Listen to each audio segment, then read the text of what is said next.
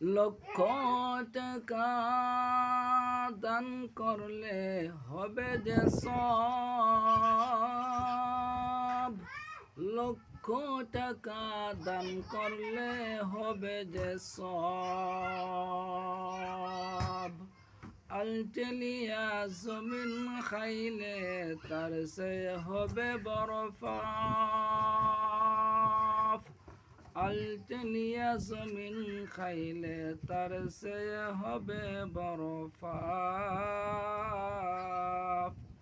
লক্ষ টাকা দান করলে কোনো কাজে আসবে না, না আসবে? ঠিক না ও ঠিক, কোনো কাজে আসবে না।